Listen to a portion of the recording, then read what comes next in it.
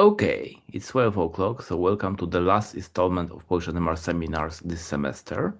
We'll have, as usual, 2 talks. But before that, as usual, I would like to remind every student about the Best Student Question Competition. It's the last chance to win the award in this semester. So if you have a good question, please ask it. Just remember to introduce yourself or use the full name on Zoom, so we'll know, and you can win this lovely set of gadgets. And going back to the main topic, so we'll start with my own PhD student Farwa Khalid, and she will give us a talk about kinetics and a high-field NMR study of the photodegradation of retinyl acetate under ultraviolet radiation. So I'm stopping the sharing, and Farwa, you can start your presentation now. The floor is yours.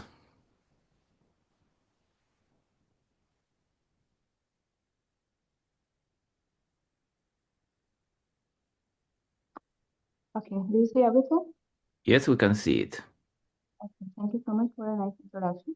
My name is Farwa Khalid, and today I will talk about my PhD project, that is kinetics and high-field NMR study of the photodegradation of retinyl acetate under ultraviolet irradiation.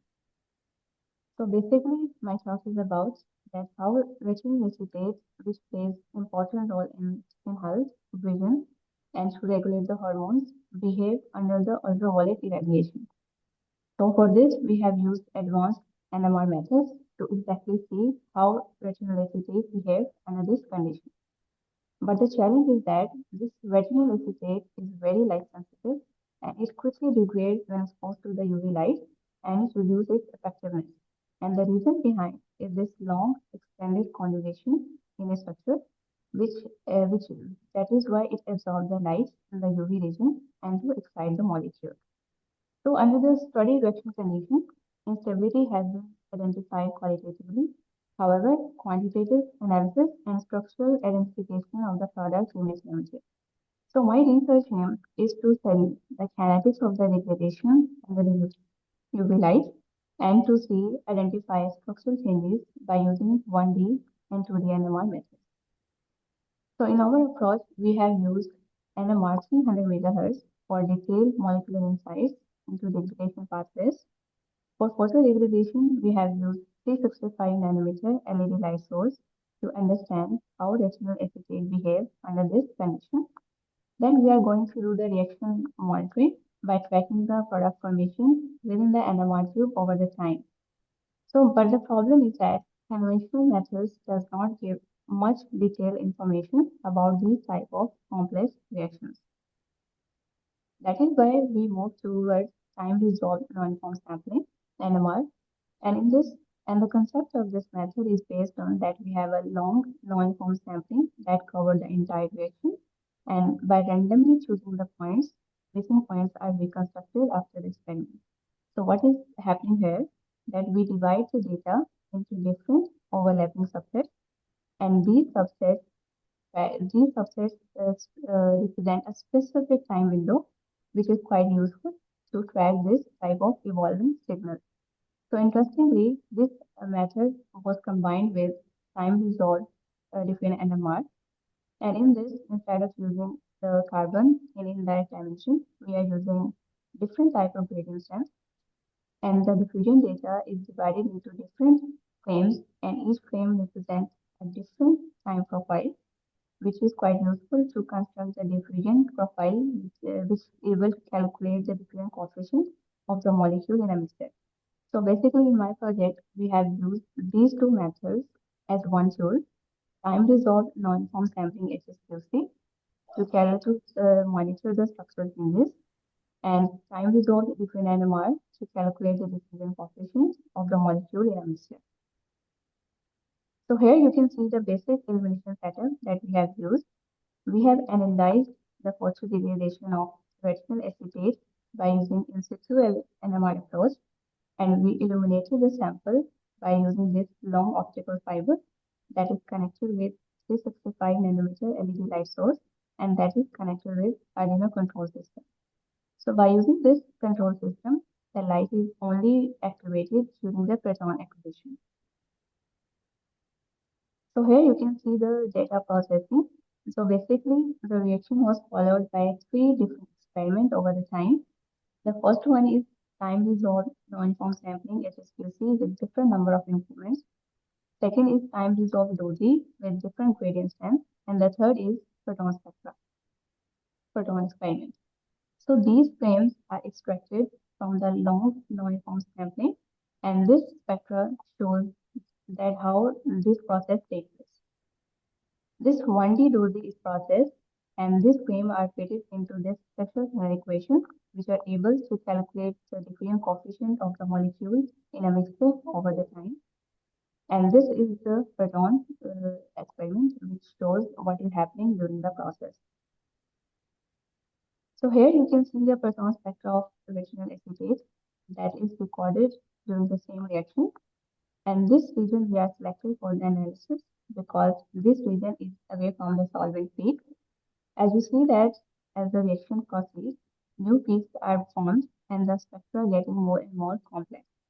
So one-dimensional NMR does not provide sufficient information about these type of complex reactions with so many overlapped peaks. So here you can see the time resolved different NMR data. As you see that the evolution of the different coefficients of the selected region is decreasing over the time, and this d value is calculated by using this equation, and the rest of the parameters are known. So after getting the d value, we have calculated the molecular mass, and you see the molecular mass and that is going to be increased over the time. So it shows that the molecule formed after this photodegradation process having a mass greater than the starting material, that is retinyl acetate. So we can make a guess there that might be a molecule having a dimer, but looking at this data, it does not give a definite answer because the spectra has many overlap peaks in the selector region, and because of this, we are not able for a good separation in the different dimension. So for this, we have to analyze more. So this is time resolved non-uniform sampling HSPC NMR data. This is recorded before the illumination started, and all the peaks are belong to the static material. This is recorded after 20 hours of illumination. As you see that new peaks are being formed and retinyl acetate is consumed. And this is recorded at the end of the reaction. And in the last, we have analyzed time evolution of the peak, and we grouped all the peaks in 4 different classes on the basis of their same kinetic behavior. So here you see that where structure have overlapped peaks and also the peaks in the selected region have same chemical structure.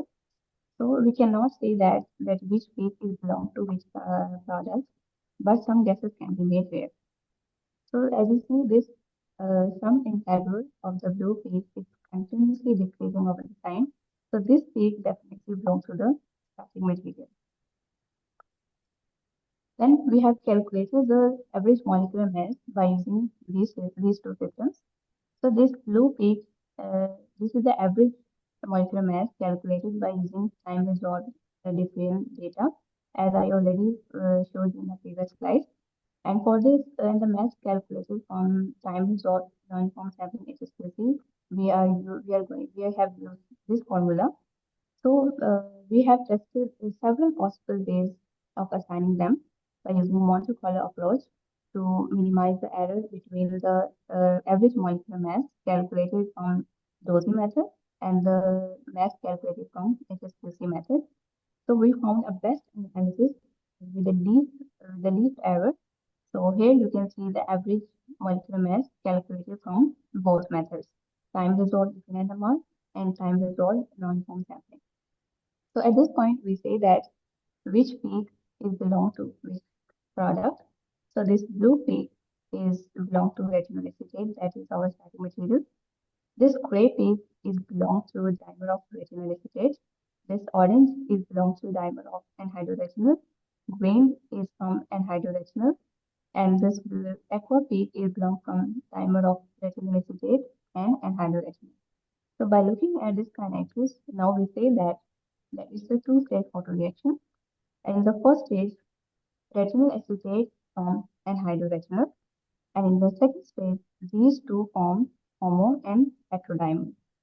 So here you can see the possible isomers of these water products, and these data are also supported by additional mass spectrometer data. So to summarize my work, so basically we have used in situ NMR approach that is interlinked with time-resolved non-uniform sampling accuracy and time-resolved dosage to monitor the RA photodegradation in real time. And this technique is highly valuable for complex type of reaction with multiple possible products. So it identifies that RA photodegradation takes place via dimerization to form anhydroretinol, and these anhydroretinol and retinyl acetate form hemo and heterodimers. So the most important point is that this method is limited when structural changes does not affect the molecular diffusion coefficient. Thank you so much for your attention. Thank you very much, Farwa, and we are open for the discussion. Does anyone have some questions? Please turn on your microphone and possible camera. If your microphone is not working, you can write the question chat.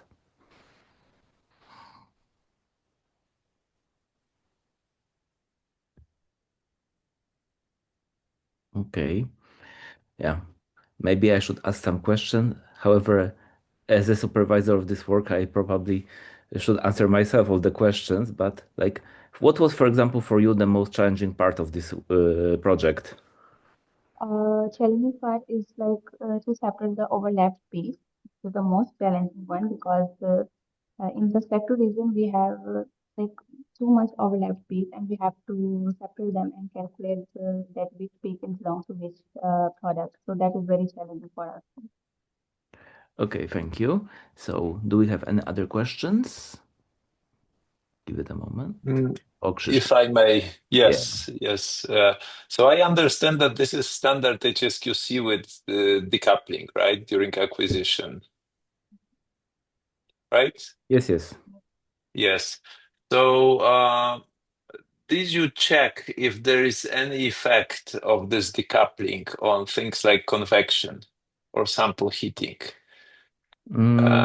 Because there must be, but maybe it's not observable in diffusion. Right. So basically, did you play with decoupling power, for example, with this not regard? much. We played a little bit with the lighting scheme to avoid any additional convection due to the lightning, as we only illuminate during the proton experiments. Okay. Yeah.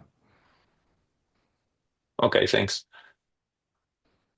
Sorry for answering for you, Farwa. Okay. Okay, so if we don't have any questions, we might switch to the next presentation. So let's give me a moment. Okay, so the next talk will be by Mateusz Słowiński, who will defend very soon. I think you already have a date or not, Mateusz? Microphone on?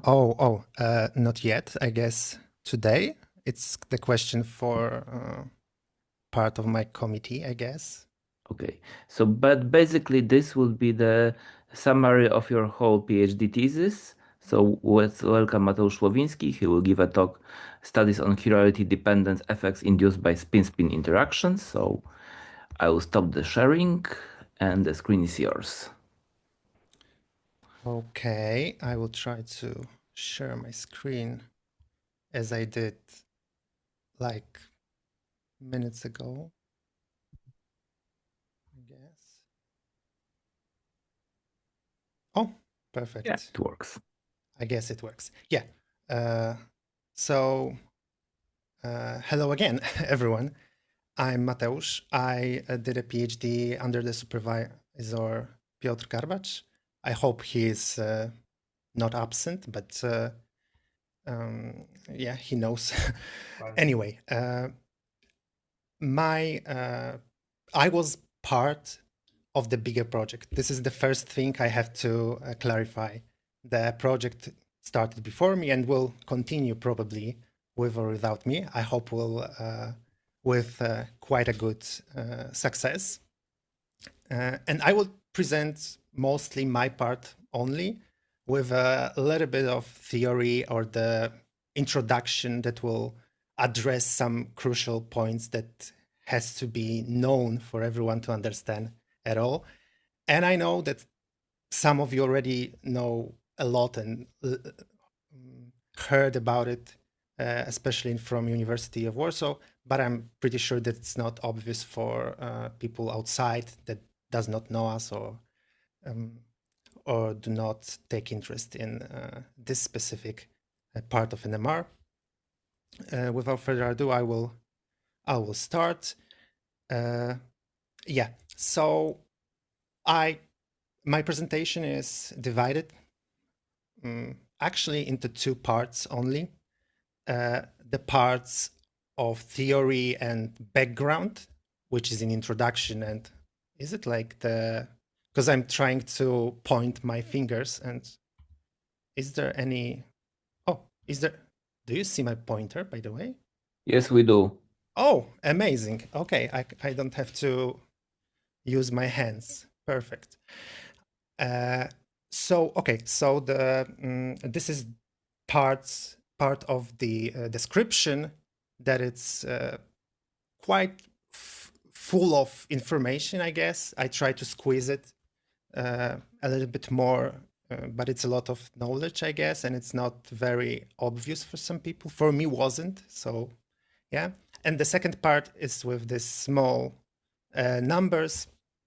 I stole it from my own thesis to have control over it.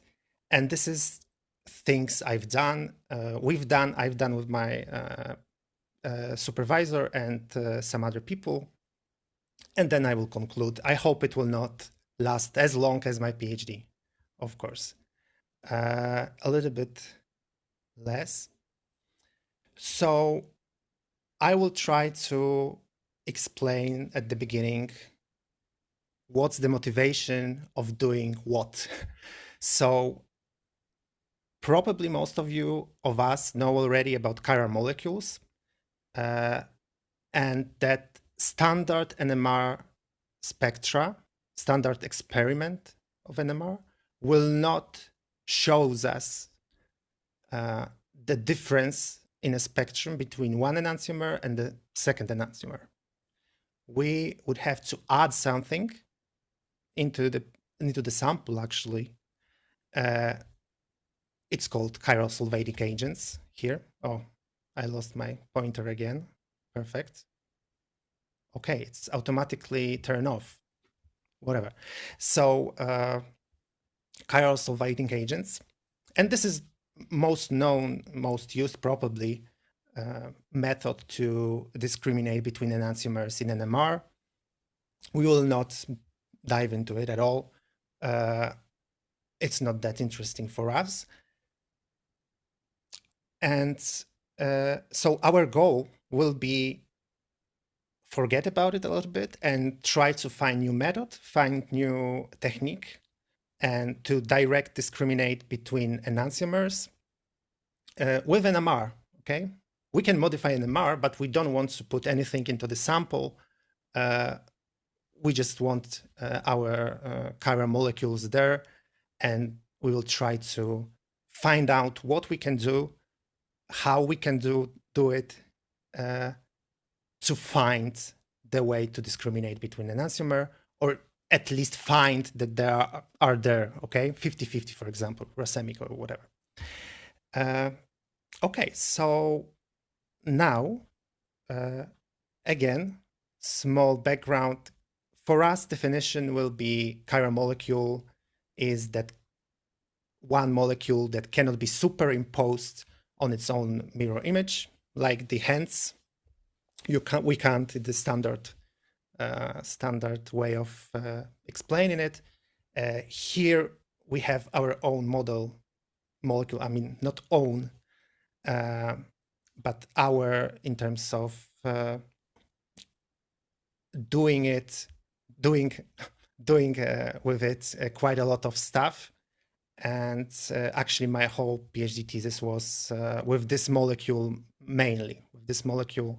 So we should actually know quite a lot about it. And One of the characteristics of this molecule is, of course, that it's chiral. And as we see, it's quite nice. It's 3-fluoropropanol with a chiral carbon atom at the center, which will be very useful for us because it's almost like a sphere, okay? And it will provide us a little bit easier access to some calculations and performance with this molecule that we would treat it as a sphere, more or less, okay? If we look on the right, here is the mirror image of this molecule, literally mirror image, and they looked almost the same, or look the same for some people, but there's no possibility to superimpose them, these two, this one and this one. Okay, it works. And even if we try to rotate it, right, left, doesn't matter, we can't make it superimposed, okay? And this is part, actually, of characteristic of the objects. And this characteristic we would call symmetry. Most of the objects, if not all, have some kind of symmetry. And we found that some of the symmetries have very specific description. So here I used very, very basic example again with triangles, where we will provide some symmetry description and some symmetry operation. So we can do nothing on a triangle. We can rotate by the axis that it's here, where is my pointer, more or less, by 120 degrees. And it will, 3 times we can rotate it, and it will not change anything from the perspective of us, right? It will be the same triangle. We can't say if it was before or after rotation. It's just the same triangle. The same with different direction. It's the same triangle again. And the point on the plane of reflection. Oh, I have to drink a little. It's a coffee, by the way. And it's a plane of reflection. The main the main idea behind it, or why I'm talking about it, quite easy stuff, I guess, it's because it works not only on the object macroscopic ones, but also a little bit smaller, or even sometimes more abstract than that. And it still has some reasoning behind it that works in our favors, especially in this case.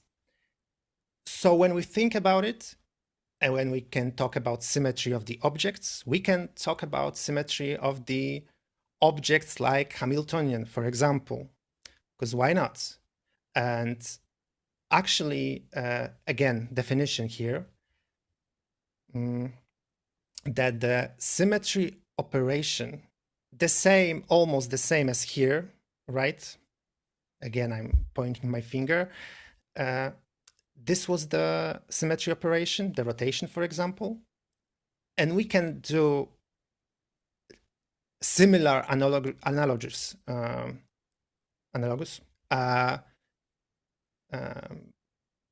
symmetry operation, okay?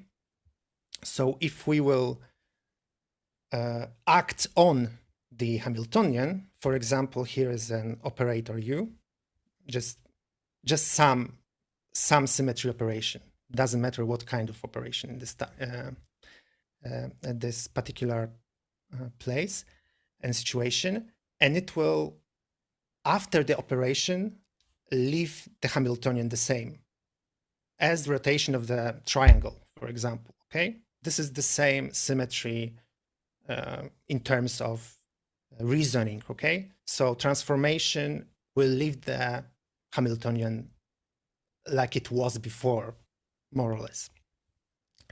In other words, NMR spectroscopists sometimes liked and likes different description of it. It's the same. It means that this is kind of transformation that commutes with the Hamiltonian. And this is here as a really short, this is commutator. Short description, actually the same in this case. Information is provided to us by these both descriptions. We can also go back again to the mirror images and we can mirror our object again. Doesn't matter what object it is for now. We can mirror our object in the coordinate system XYZ, standard one, our coordinate, through its origin. And naturally, it will change the sign, normally, of course. And this is the first asterisk that we should remember, that it means that something is in a symmetry that can change the sign. And this changing of the sign will come up later, obviously. This operation, it's called spatial inversion and is most normally denoted as P. However, with this hat, small hat, it will be a parity operator that inverts all spatial coordinates. What we should know more about it is that for example, magnetic field in static one in our system does not change sign under this parity, under this symmetry operation.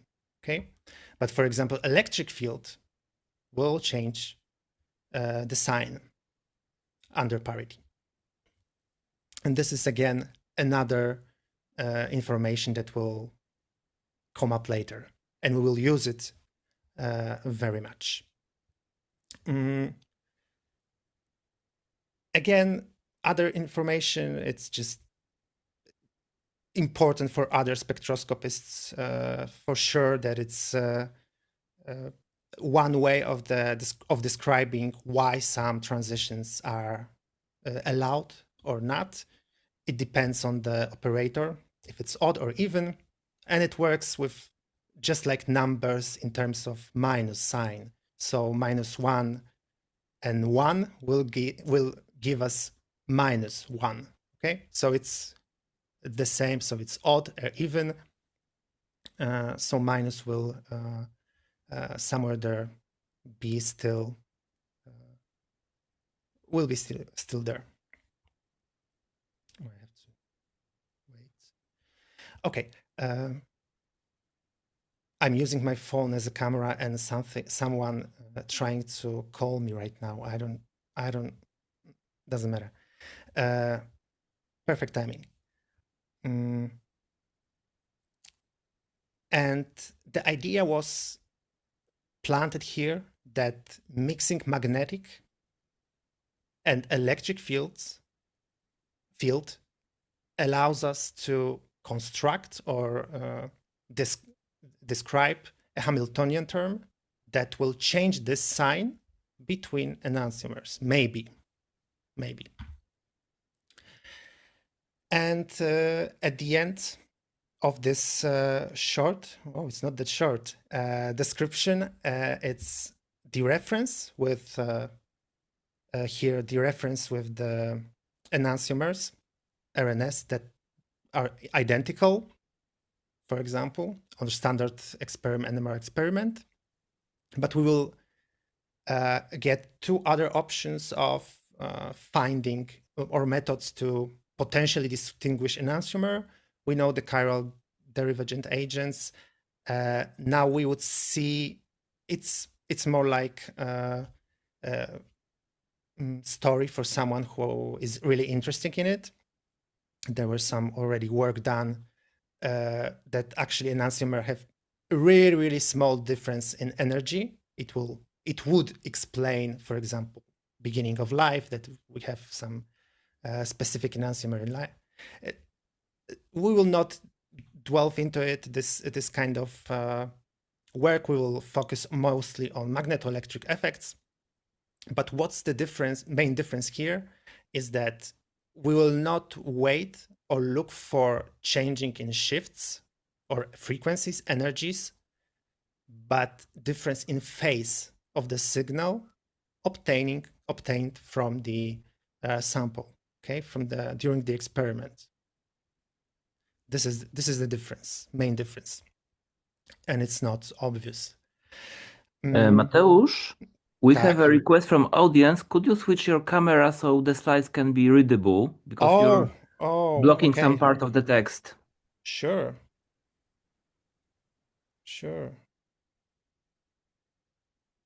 Someone don't want Thank to you. see me? Perfect. Okay. And yeah, I was lost. Okay.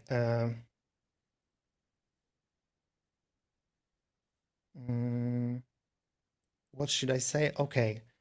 So the result of our experiment should be 180-degree phase change for one of the enantiomer. Okay, one will be positive, another negative peak. And it should be detectable, and we'll try to find the way. So going back to the origin of this presentation, we know that chiral molecules are not superimposable mirror images, and we will focus on it. We will not add any chiral solvating agents, but we will still try to find a method of direct discrimination of enantiomer, and we will do it by adding electric field to the already existing magnetic field here in NMR. Okay, and we aim to observe the magnetoelectric effects in the nuclear spin system. Yeah. So now I hope shortly, truly, we'll tell about this nuclear magnetoelectric resonance by defining it and trying to explain from where it comes from and what's the background. Very shortly, there are quite a lot of Buckingham and Garbage works on it. So for someone who is interested in it, can be a good starting point.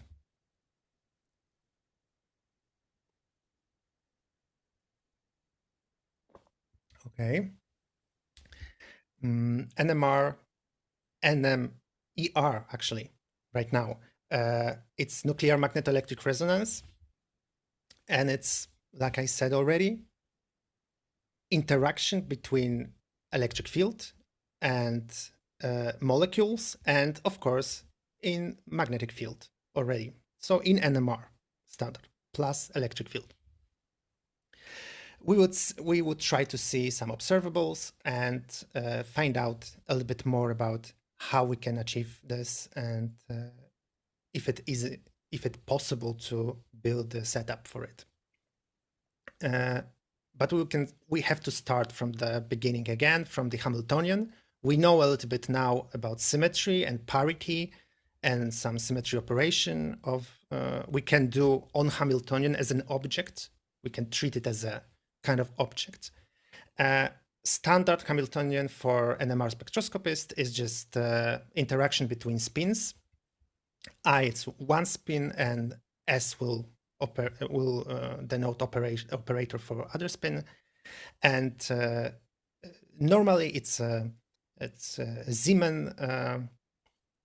Zeeman terms interactions in magnetic field, like the splitting, and then we will add some shieldings or direct coupling, that it's isotropic completely in a liquid. Because in an isotropic liquid, as we should already know, we will only see the isotropic trace of the tensors. like shieldings and J-couplings, and they will average to 0 due to rapid tumbling.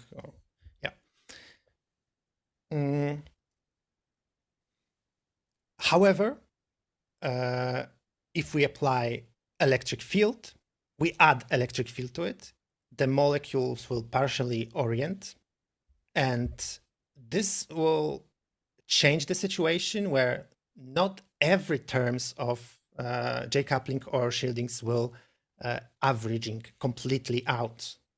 Okay, it's adding another axis to the system. It's like in solid state NMR, you could just rotate in XYZ actually and obtain additional data for it. So after that, we introduce electric field. We apply electric field. We have access to the newer terms or different terms that's normally unavailable for us in NMR, liquid NMR, solution NMR. I'm sorry, solution NMR. I hope it's not liquid. And we access antisymmetric J-coupling. It's just part of the J-coupling that normally does not affect the NMR spectrum. For sure, not visibly, in visible way. But in the presence of electric field, we introduce or induce a new Hamiltonian term or part of this Hamiltonian. So when the molecule will have electric dipole moment, it will align somehow with electric field, oscillating electric field, and we'll get induced electric dipole moment, electric dipole moment, right?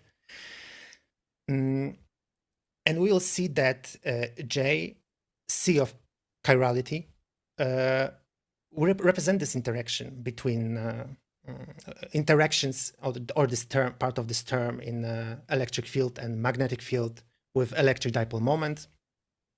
And we will see that it's the only part of J coupling, of course, additionally to isotropic parts, will be antisymmetric part. We will get with this star sign, and it's gonna mean that it's antisymmetric part of the tensor, or tensor.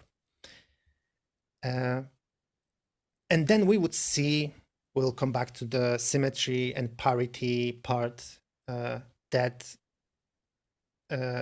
it allows us to change the sign dependently on the situation, on the enantiomer, okay? Because if antisymmetric part, it will change the sign as you see already. And the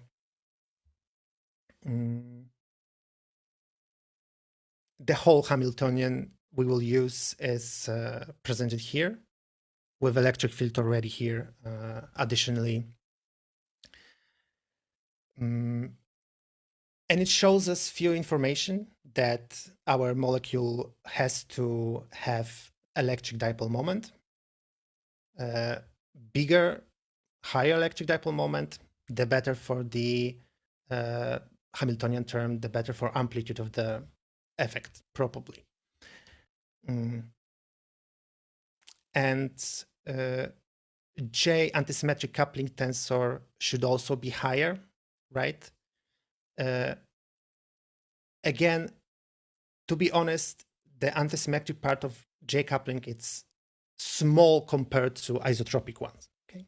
But still, if it's there and we can introduce it to our new Hamiltonian, we'll call it new, it's possible theoretically to observe it, observe some parity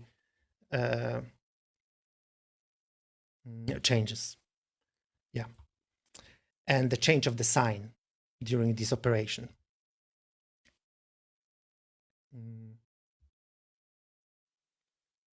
Mathematically, this characteristic comes from J-coupling is a tensor, but here we will present it as a pseudo-scalar, a pseudo-vector, and it will behave not like standard vector, and it flips sign under parity operator. Yeah, so we can go quickly to the objectives and aim of my studies I did with my supervisor. I try to part my work into four parts, split my work into 4 parts. And it was quite intuitive in terms of doing it one by one after another, because we need some information from previous steps. And our model, like I already told you, was 3-fluoropropanol and TFP, we will call it. And the primary objective of this work was to collect computational experimental data necessary for the direct discrimination of chiral molecule using NMR spectroscopy and using the effects I already told about a few words.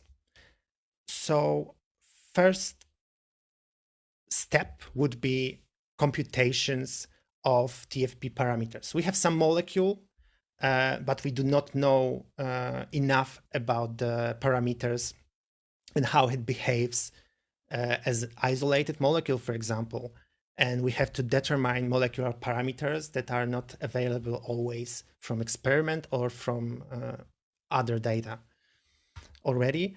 And we try to get the information about dipole moment and shielding and J-coupling, of course, antisymmetric parts of it. It should be star here. Anyway, why we use this molecule? Because we know already that it has quite high electric dipole moment and other characteristics like J-coupling and an antisymmetric part of it should be more or less quite high compared to other molecules that we try to find. Then with this data from computations, from DFT computation, and I will tell you about it further, we need to understand how the electric field interacts with this liquid, with the molecule, and we will use it, molecular dynamics to model this friction and alignment, because it's not instant thing. When we turn on the electric field, if it's oscillating or not, it's not instant that molecule will align. We will have to wait a little bit. It depends, of course, of the parameters of the electric field, and we will try to find out how it works. Molecular dynamics will be the, not maybe the best, but it was available and it was quite fascinating tool for trying to apply electric field into the box with used for normal molecular dynamics. And then with all of this information, we will try to simulate the data, the spectra or the amplitude of the effects, if it's even there, if what kind of pulses we have to use, or what kind of observables are important for us to even see truly in experiment the effects.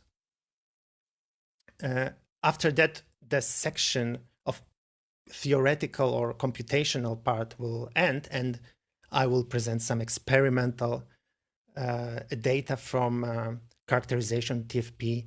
It was mostly trying to find out parameters that are very important in electric and magnetic field, like dielectric properties, permittivity, for example, and diffusion. And at the end, the last part of the study would be a design of NMR probe in real life and improve it and try to find if it works, and if not, why, and improve it again. And we have some already existing in experiment in a physical world, some challenges, like, for example, we need to have high voltage. And when you think about it, higher voltage probably would be higher amplitude, higher the effect, but it will cost us the energy transfer to the sample, which is also inside of the quite big magnet, and it's not the easiest part to do. Okay, so we can start with computational part. Again, I need to drink.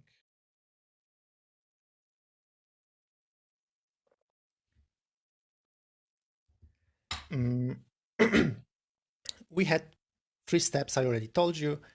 Very fast forward. We used DFT methods in Orca and TurboMol to calculate already parameters I told you about, tensors mostly, for the isolate TFP molecule. And also what was important here, calculation for different geometries slightly, and rotation of hydroxyl group in it, and how it will affect the other parameters. And it was done by Johavara from Oulu mostly. It was quite a lot of work and very specific one. Then we did with data from DFT, the simulation of molecular dynamics in GROMACS, and we tried to find out the electric field impact on molecules. And at the end, we, in Mathematica program, spin dynamica, it's a part of Mathematica 1, Wolfram, we try to simulate and calculate or present or combine even the data from the previous steps. Yeah. Of course, in spin dynamica, it, like always, will go to a basic equation from NMR, UV, or Lindbladian, and it's a way of predicting the actual NMR signal, or the at least phase and amplitude, which is what we need. The again, small additional information for anyone who wants to do it, already do it. They're always using a lot of programs will come with a cost in terms of frames that our molecules and results are defined. So here it's actually the Euler angles defined for our molecule, and we define the molecular frame in terms using the existing atoms and bonds between them, which is quite nice if it's rigid, more or less, molecule in the geometry, because the central chiral carbon is perfect for this kind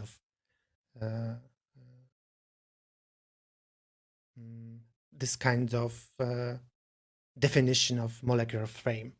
But for each of the program, you have to again and again to keep in mind that it's indifferent. The result, it's for most of the part in different frame, and we have to go back to molecular frame and go back to the frame from the program, for example. And it was just a small information. So during our conformational analysis, what we achieved, it's like 2 conformers with the lowest energy, the most probable. with dihedral angle approximation around -56 and -176. And the ratio was 3:1 at 300 Kelvin. What we see here is just showing us, I would imagine that it would be from the up of the molecule, and you could see the dihedral angle with OH rotation. And yeah, and the distance from the origin of the plot is proportional to the probability. So that's why we will see that this one is most probable and this one is most probable angle for our conformers. There were quite a lot of conformers Juha calculate in this case. We calculate Juha mostly, again, parameters like shieldings and J-couplings with antisymmetric parts. It has to be done to be sure that rotation of OH group will not drastically change our understanding of these parameters. And when we see on the picture, we could see the very, very stable situation with shielding isotropic 1. I think it's predictable. And what's interesting more, it's J-coupling, that its isotropic part is almost opposite for each of the fluorine atom in a molecule. But still, it will not be as much important, the difference, even if in antisymmetric part, because the change for each of the atom isolated wasn't that high to it's almost oval, right? Almost sphere. So we didn't take it into calculations more than it needs to be taken. But what's important part about it is that electric dipole moment will change with rotation of OH group. This is the dihedral angle we come up with and define with this blue color. I forgot that blue is a color. Okay.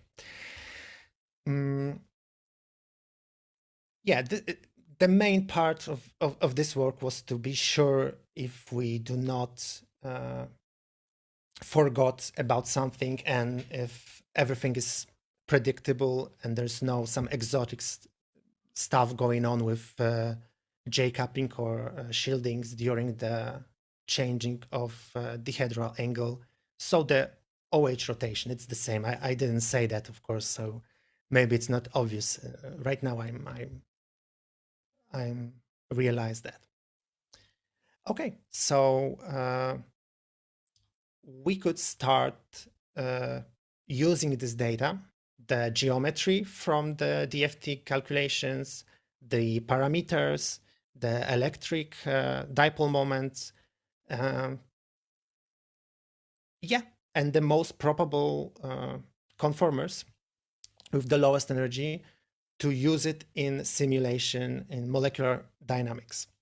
And molecular dynamics was split again into two parts, with electric field, static electric field, and oscillating electric field. So in static field, we just use different here we actually will see every point is different field, electric field. And what we will see here is just alignment of the molecule. Each molecule has 3 axes defined before molecular frame. And we will see that if we will choose the z-axis in laboratory frame, only then we will see difference after turning on the electric field. So we turn on the electric field, we observe each of the component of the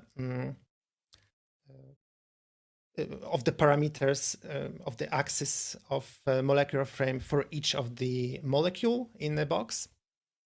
And then we will see that if electric field is in z-axis, all of the molecules will align partially, but still align with the z-axis in a very specific way. So we will see, because we have x, y, z axis, and we will see that one of it will align properly with the z electric field, and the rest of the parts I have to rest of the terms for this tensor of geometry alignment will be almost zero, more or less. It's just random, so that's all.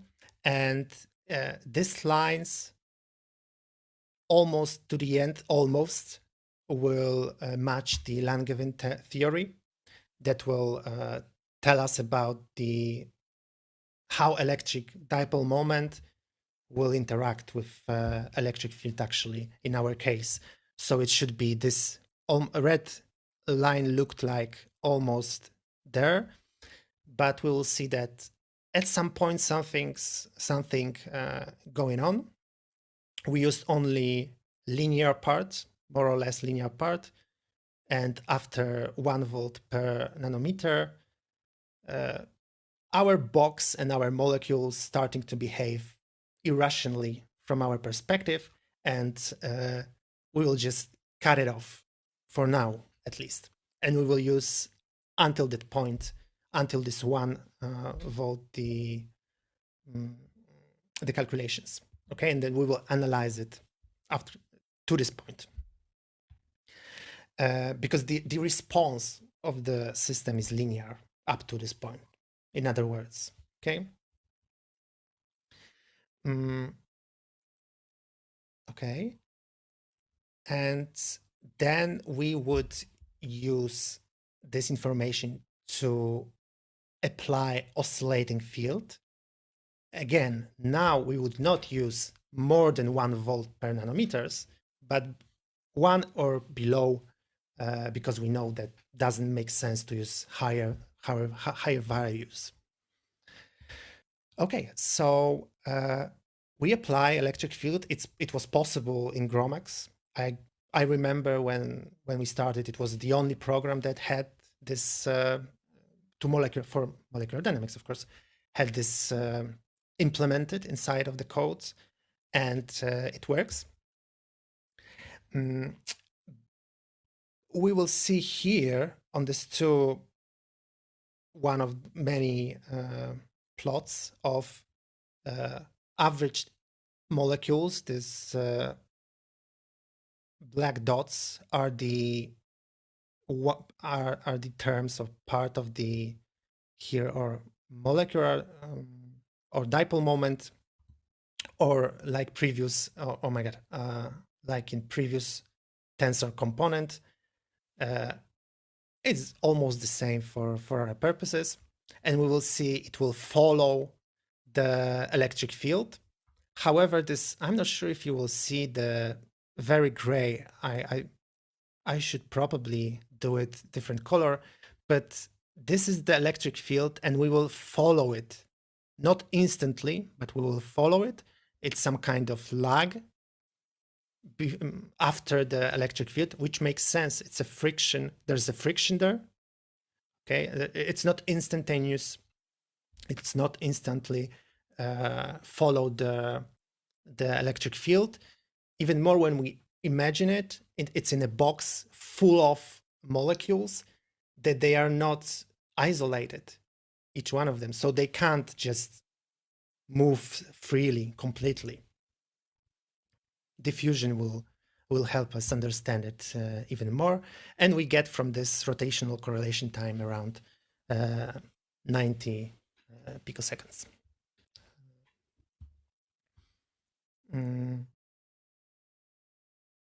Yeah, and it was actually described by I'm not sure if it's by Debye, but it's called Debye model.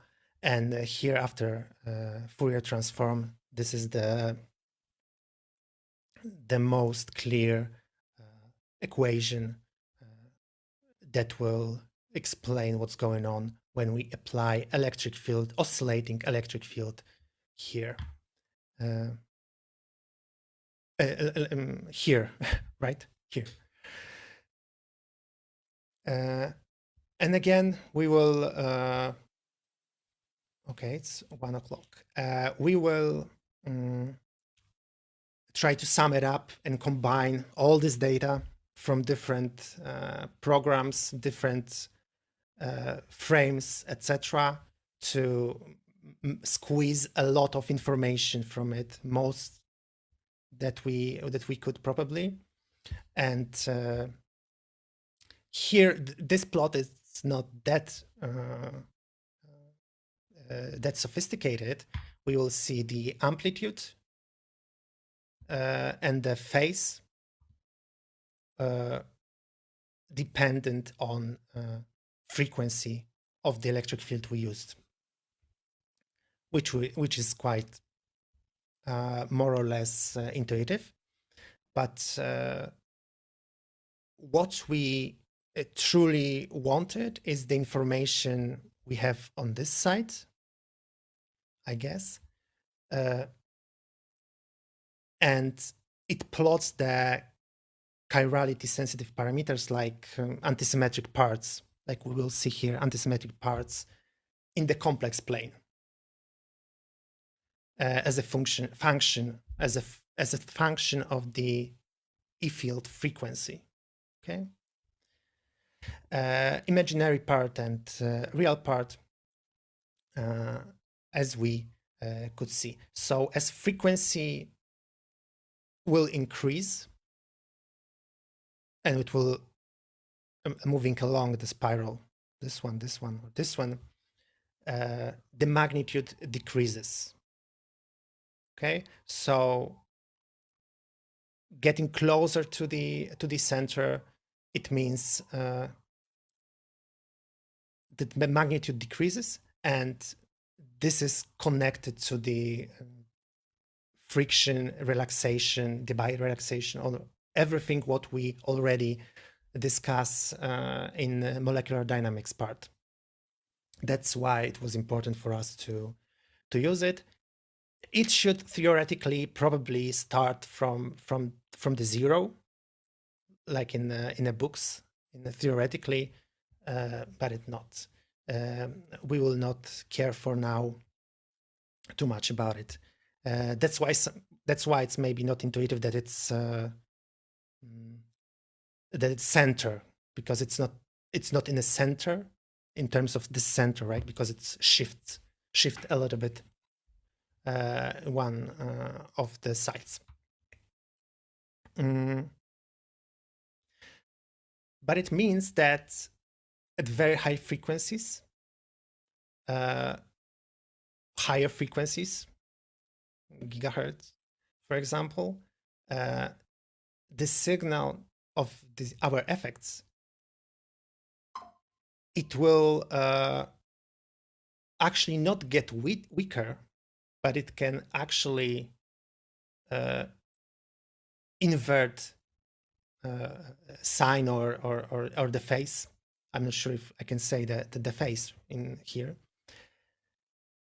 and it will comes from this interactions we discussed because with oscillating field, and also with this molecular behavior from molecular dynamics when it's a lag behind electric field. This is not instantaneous. And all of this actually complicated descriptions of the system will come to play to give us the results that are not obvious for sure, and but at the same time will provide us some kind of information that it's possible to see the effects, and the amplitude of the effects will depend on the frequencies. Okay, so finally we again put everything what we've done to the Mathematica Wolfram, especially Piotr Garbacz, that did quite a lot of work in it, most of the work. By the way, working in the same program, but with coding in different ways. And then if we want to combine the notebooks with codes, it's hard. Okay, it's hard. But we simulate the observable NMR signal intensity or amplitude over time. Here is the time. We'll see we can call it amplitude or intensity, whatever we want.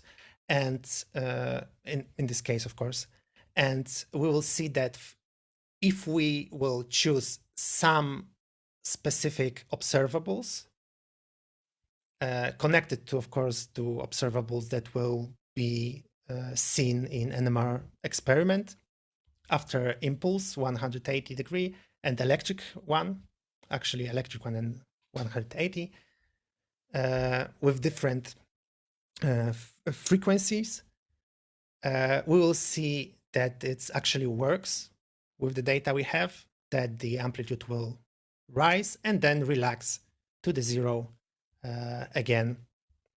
So our experiment should work theoretically with just standard electric field, and then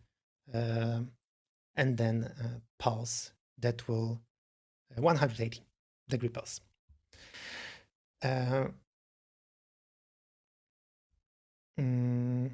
Okay, and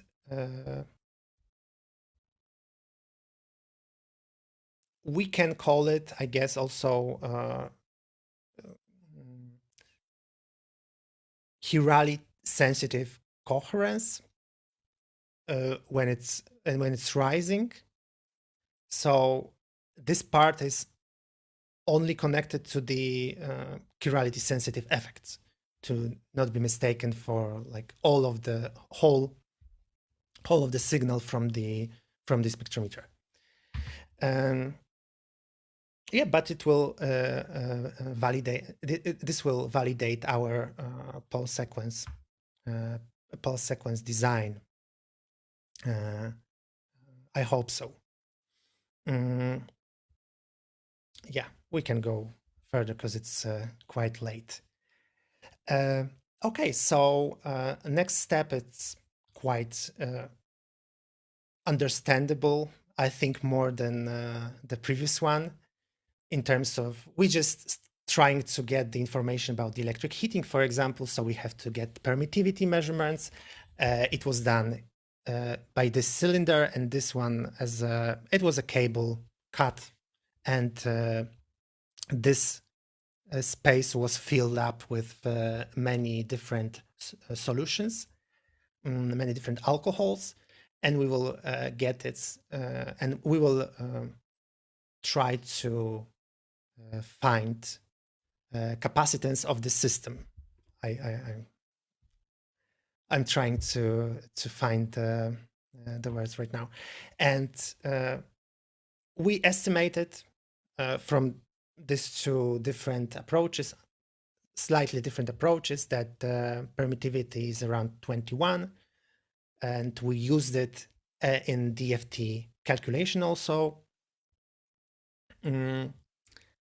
And additionally, I did some diffusion basic experiments, echo spin pulse sequence, when we could estimate or calculate the diffusion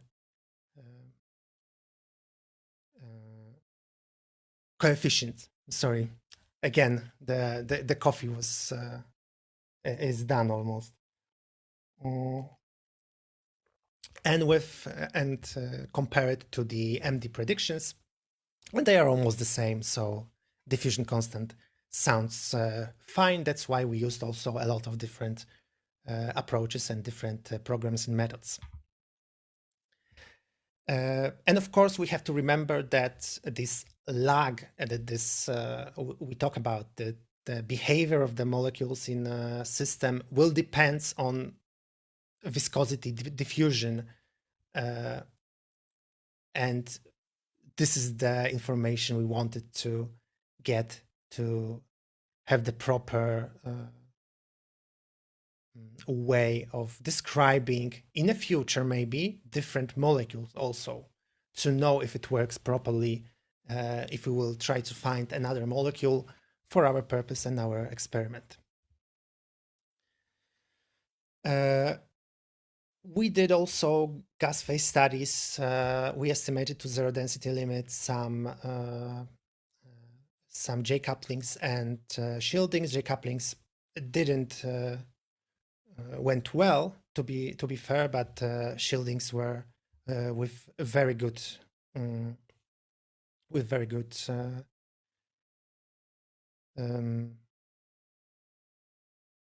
match with agreement. I'm sorry, very good agreement with DFT again. DFT calculations. Oh, this is long.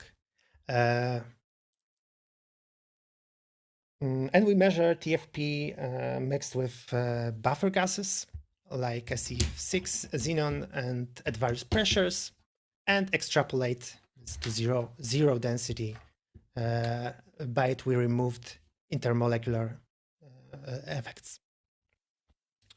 And we will here see the from 4 different experiments with different gases, we will see the results are almost the same, with very high accuracy and with good agreement with DFT predictions. For isotropic, of course, shieldings, we do not have different shielding from the experiment. The last part and the main, the most important, I guess, is just the create and design probe for our experiment.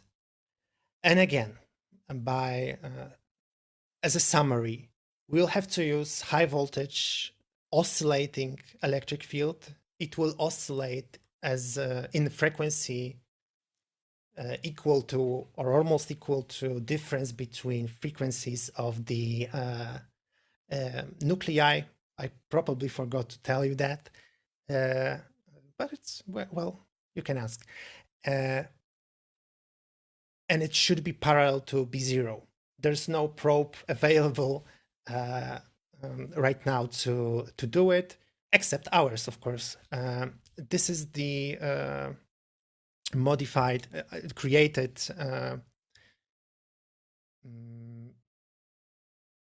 I'm not sure how to even call it. It's part of the probe, right? It's here inside. We will, from the app, we'll put the sample. Here are the plates for electric field to be applied, and here will be second plate, right, parallel to the B0, and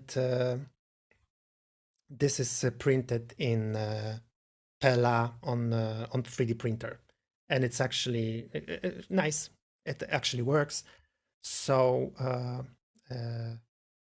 keep in mind that some substances will not be good for using inside of the magnets, but Pella should be fine with electric field and with a magnetic field. Nothing happens. The only way it can interact with our experiment, or any experiment to be fair, it's water inside of the PLA, because it's there are some small compartments inside, so we have to be careful to not put too much of this plastic where our sample is.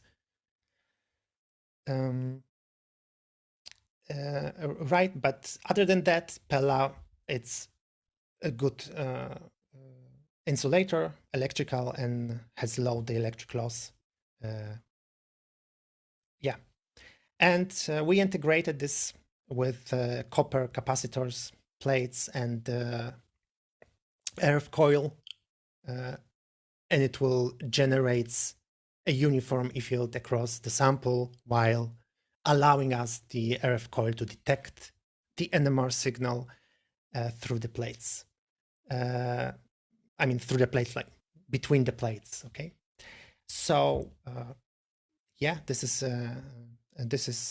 some part of the probe, but whole system and the circuit would look like this, more or less. The main modification was a double resonance circuit, because normally we would have fluorine and proton, and here we have to add electric field additionally. So it had to be modified, especially that we will use high voltage electric field around 100 volts. And we would not want to fry anything, not fry preamps or the probe or the sample. And also applying high voltage causes the sample to heat up. Again, the electric heating, we saw it in molecular dynamics, and this changes the density, for example, the shifts. It will destroy our experiment, ruining it completely, actually, or decreasing amplitude of the effect. To fix it, we would have to have some good magnetic field and actively monitors temperature inside and reduce fluctuation from the outside of magnetic field, electromagnetic field, sorry. And by doing it, and we do it by field stabilization. We use Helmholtz coil, which is like here, actually, we use 2 and 2 perfectly aligned copper inductors, and in the coil center, the field from this additional coils would be amazingly precise. It should be amazingly precise. We started with a magnet that wasn't working, so it was possible to measure the magnetic field inside of the spectrometer. Because right now we don't have the proper probe for it, and we would have to just look at the spectra, for example, to see if the stabilization of the field works properly. And we do it, actually. We tried to do it. It's important, and it worked last week, I guess. It was needed very much.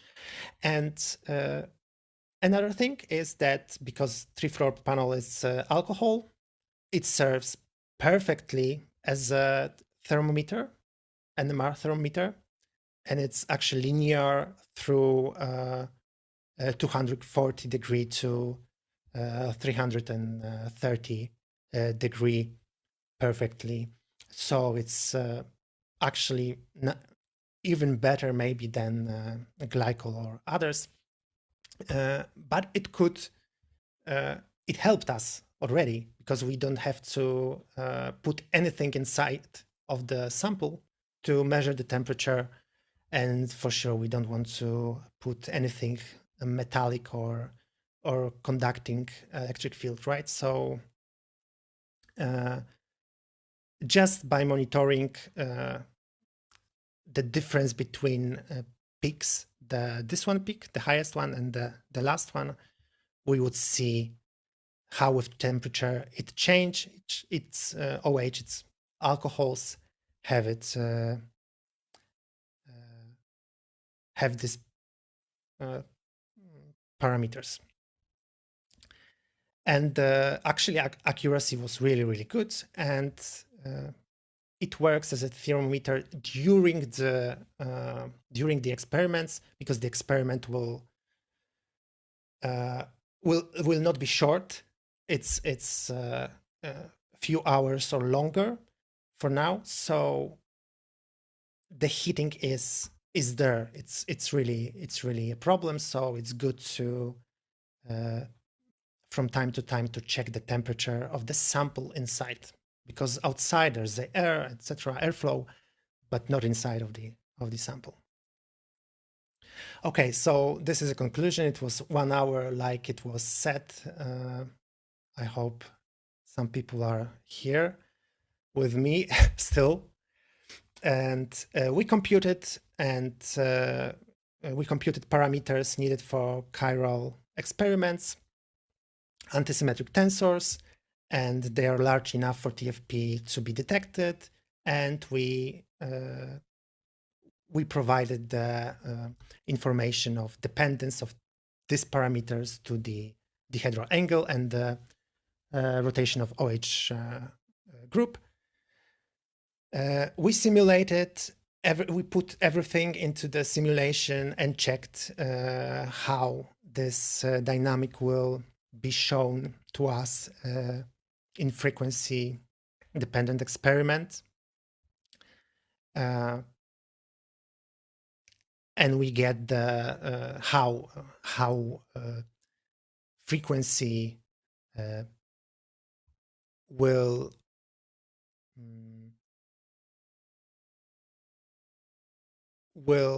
affect the phase, the signal phase, and what's important, our experiment. We validated already properties like permittivity, diffusion, etc., and compare with theory if it was available, of course. And at the end, we built and develop and try to make it work the experiment and the probe whole design. For now, it does not give us a spectrum that it's clearly showing the enantiomer or showing that the experiment works properly. But like always with this kind of experiments and techniques, it needs time to reestablish itself, and I hope it will work in the near future.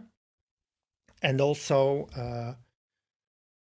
I think it creates procedure for other, for example, molecules that will be analyzed by this probe, potential molecules, or a different group maybe that will try to build it and improve what's already done. And thank you for your attention, if it's there. And my supervisor was Piotr Garbacz, and collaborators mainly was Juha Vara from Oulu University, and he did most of the DFT calculations. Włodzimierz Makulski was also my collaborator with gas phase NMR, and the funding was mostly from ERC starting grant, European one. And thank you for your attention again. I'm exhausted, my throat hurts, so thank you again. Thank you, Mateusz, and we are open for the discussion. If you want to ask the question, please turn on your microphone and, if possible, camera. Also, you can write the question in the chat. Do we have any questions? So maybe a question from me for start. Like, I'm quite curious, like, what's the difference in your design of the probe compared to the Corving's one? Because he also introduced probe for very similar things, as I understood. But as I remember correctly, it was not for J coupling. Okay, I will just it was not for J-coupling as we focused mostly, but with shielding. I don't remember right now. I remember that Piotr with me discussed it, and I remember it from Euromar, but I think it was a different approach in terms of not only design, but also they focused on different parameter, right? Piotr, I'm not sure, but I think this is the answer, more or less. Yeah, so maybe I will also add some comments regarding that probe. Their aim was to see the other kind of effect related to antisymmetric shielding. However, when we do computations, it seems that the effect that I'm with Mateusz, we looked for, has a different nature, I think. Different parameters are important. And the surprising thing from the paper by those German group is that they observed the effect in the conditions in the field is very, very applied for very short time and is relatively weak.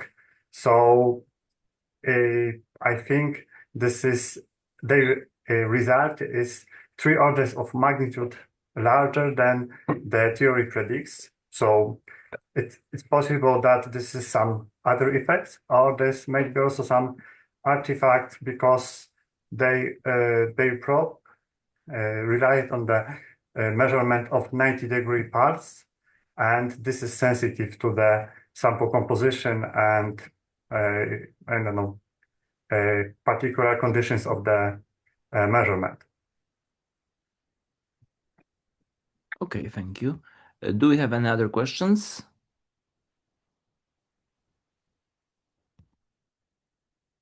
Okay. Everyone wants to go to lunch.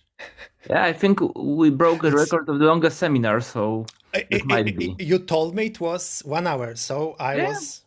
You know, I'm not limiting the time, I'm just saying. Perfectly in 1 hour. A little bit more, but okay. Okay, so if there is no more questions, I'll just announce the next seminar series. So we have an hour break and we'll start next semester. We already have quite filled the calendar. However, we still have 3 spots for main talks, as you can see, TBAs, and basically quite a lot of short talk spots for students. So if you want to have a talk on our seminar, please let me know. I'm always looking for another speaker. So with that, thank you very much all for your attending. Thank you, Farwa and Mateusz, for talks, and see you in next semester. Thank you very much. Thank you and goodbye. Bye-bye. Bye-bye.